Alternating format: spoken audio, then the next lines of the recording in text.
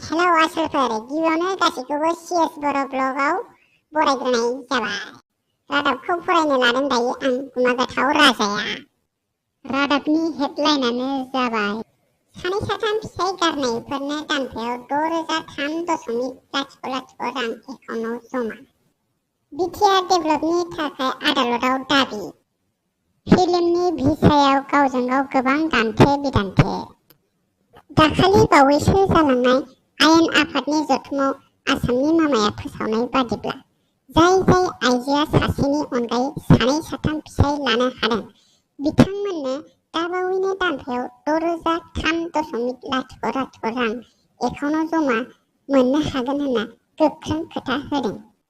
आरो बुंबावदों दि जायनो बांसिन फिसाय लानो हायो बिनोनो गोबांसिन रां होनाय जागोन होनना आसामनि मामाया फोरमायबावदों।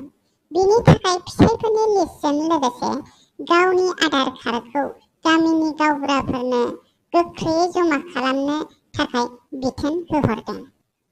दानिया फैदो नैथि रादाबाव। जाय हिन्जावसाफ्रा बैसो जास्लाबियावनो जुलि जादों बिथांमोना गाव गावनि फिसायखौ गारना गुबुन खेब सासे एबा सानै साथाम फिसायजों जुलि जाबावनो हागोन होनना बिटिआरनि उदै गिदिर सारा गोख्रों मोनथायखौ दाखालिबावै आदालताव दाबि दैखाङो। आरो बेबादिनो बिटिआरनि डेभेलपनि थाखाय आखरे खामानि मावलांबाय थागोन होनना बिमानि सिगाङावबो खोथा होबावो। थामथि रादाब। फिल्म प्रडिउसारफोरनि बिसि बिसाया जोंनिसिम फोरमायहरनाय बादिब्ला फिल्म सर्ट मुभि बानाय प्रडिउसारफोरा गाव गावनि बिसिफोरखौ बावगारलांजोबनो हमहांगासिनो होनना फोरमायो। खोनानाय बादिब्ला बिखौ लानानै बिसायाव बिसि बिसायनि गेजेराव गोबां दान्थे-बिदान्थे जालायगासिनो होनना सुलुङाव मिथिहोहरबावो।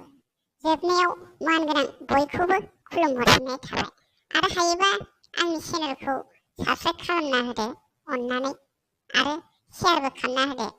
एसेनोसै, गोजोन्थों।